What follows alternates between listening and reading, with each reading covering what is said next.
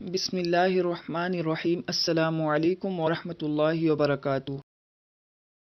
چند دن کے بعد صلاح الدین ایوبی کی فوج میں کوئی شخص ایسا نہ تھا جو احمد بن حسن اور یوسف بن زہیر سے واقف نہ ہو۔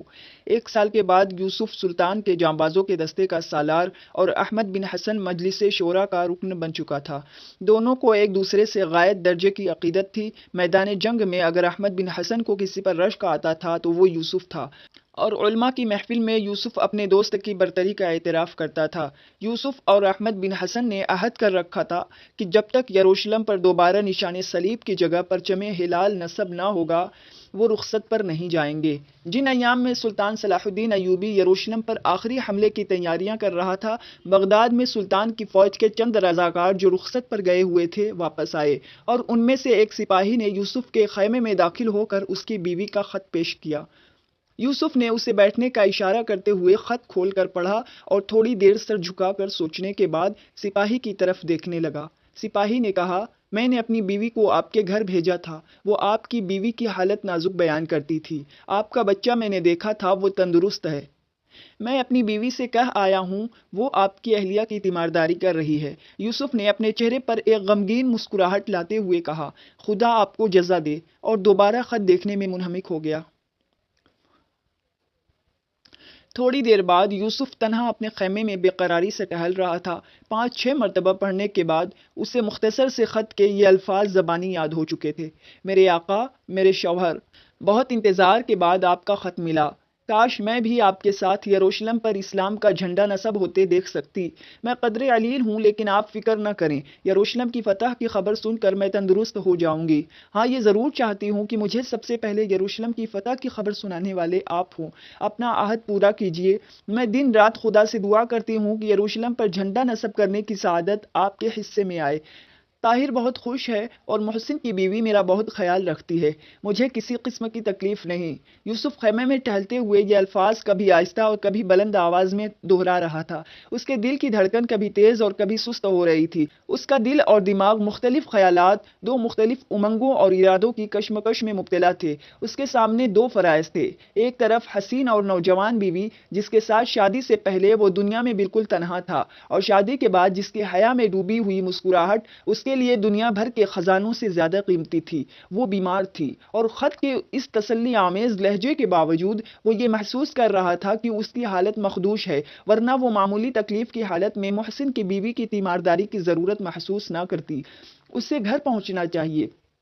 وہ خیالات کے برق رفتار گھوڑے پر سوار ہو کر بغداد پہنچتا اور اپنے مکان میں داخل ہوتا۔ زاہدہ، زاہدہ، تم کیسی ہو؟ میں آ گیا ہوں، میری طرف دیکھو۔ وہ چونک کر اس کی طرف دیکھتی اور بے قرار سی ہو کر کہتی، آپ، کیا یروشلم پر اسلام کا پرچم نصب ہو چکا ہے؟ یہ سوال تصور کے گھوڑے کے لیے تعزیانہ ثابت ہوتا، اور وہ بغداد کے پرامن گوشے سے لوٹ کر یروشلم کی رزم گاہوں میں پہنچ جاتا اور ہاتھوں کی مٹھیاں بھیج کر بلند آواز سے کہتا، میں اپنا عہد پورا کروں گا، میں اپنے ساتھ یروشلم کی فتح کی خبر لے جاؤں گا۔ اور وہ تیروں کی بارش میں خندق عبور کرتا، قلعے کی دیواریں توڑتا، صلیب کے نشان اکھاڑتا اور ہلال کا فریرہ اڑاتا ہوا قلعے کے آخری برج تک پہنچ جاتا، اور فتح کا نعرہ بلند کرتے اور خون آلود تلوار نیام میں ڈالتے ہوئے اپنے سبا رفتار گھوڑے پر سوار ہوتا اور پھر بغداد پہنچ جاتا، اپنے گھر کے سامنے گھوڑے سے اترتا اور بھاگ کر گھر میں داخل ہوتا اور کہتا، میری جان، میری روح، میں آ گیا ہوں، یروشلم فتح ہو گیا ہے،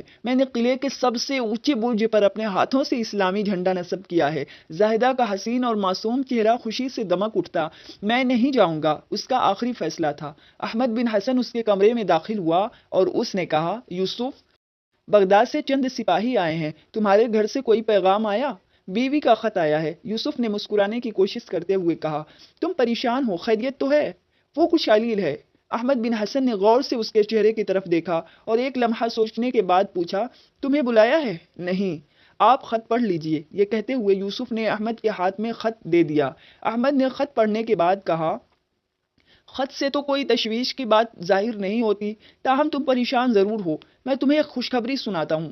یوسف نے بے تابی سے سوال کیا، کیسی خوشخبری؟ کیا یروشلم پر جلد حملہ ہونے والا ہے؟ احمد نے جواب دیا، ہاں، پرسوں ہم یروشلم کی فصیل توڑ رہے ہوں گے، اور انشاءاللہ تم 1 ہفتے سے پہلے بغداد والوں کو یروشلم کی فتح کی خوشخبری دینے کے لیے روانہ ہو جاؤ گے، اور چند منازل تک میں بھی تمہارا ساتھ دوں گا۔ یوسف نے پھر پوچھا، اب کو یقین ہے پرسوں حملہ ہو جائے گا؟ احمد نے جواب دیا، میں ابھی سلطان سے مل کر آ رہا ہوں۔ یوسف کا دل دھڑک رہا تھا۔ اس نے اپنے دوست کی طرف دیکھا اور مسکرانے کی کوشش کرتے ہوئے کہا، کاش یہ حملہ آج ہوتا۔ احمد نے تھوڑی دیر سوچنے کے بعد پوچھا، خط لانے والے کا نام میں پوچھ سکتا ہوں؟ یہ خط محسن لایا ہے، وہ بغداد میں میرا پڑوسی ہے۔ کس رسالے میں ہے وہ ہر اول فوج کے 18ویں دستے کا نائب سالار ہے۔ شام کے وقت احمد بن حسن نے یوسف سے کہا، یوسف میں محسن سے مل چکا ہوں، اس کی باتوں سے معلوم ہوتا ہے کہ تمہاری بیوی کی حالت تسلی بخش نہیں، اگر جانا چاہو تو میں سلطان سے تمہاری رخصت کے لیے کہوں۔ یوسف نے جواب دیا، نہیں، مریضہ کی تیمارداری کا موقع شاید پھر بھی مل جائے، لیکن یروشلم کی فتح میں حصہ لینے کی سعادت شاید دوبارہ نصیب نہ ہو۔ 8 دن بعد مسلمانوں کی فوج چاروں طرف سے یروشلم پر یلغار کر رہی تھی۔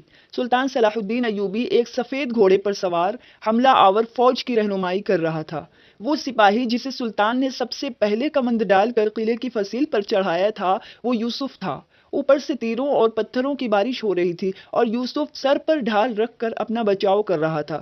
فصیل پر پہنچنے کے لیے اس کی کامیابی کے امکانات بہت کم تھے۔ سلطان نے اپنے دل میں کہا، اگر یہ فصیل پر پہنچ گیا تو میں اسے اپنی تلوار انعام میں دوں گا۔ یوسف فصیل پر پہنچ چکا تھا اور چند نوجوان اس کی تقلید کر رہے تھے۔ یوسف کی تلوار چند آدمیوں کو موت کے گھاٹ اتار چکی تھی۔ سلطان اپنے جرنیل سے کہہ رہا تھا، اب وہ میرے گھوڑے کا بھی حقدار ہے۔ چند مجاہد فصیل پر چڑھ کر یوسف پر عقب سے حملہ کرنے والے پہرے داروں کو روک رہے تھے اور یوسف اپنے پے در پے حملوں سے 6-7 سپاہیوں کے پاؤں اکھاڑ چکا تھا۔ صلاح الدین ایوبی جوش مسرت میں کہہ رہا تھا، نوجوان، میں تمہیں ہر اول دستے کا سالار اعلیٰ بناتا ہوں۔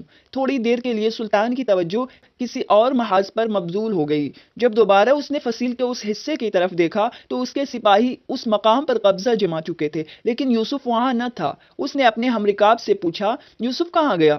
اس نے دروازے کے سب سے اونچے برج کی طرف اشارہ کرتے ہوئے جواب دیا، دیکھیے، یوسف بہت خطرناک مقام پر لڑ رہا ہے۔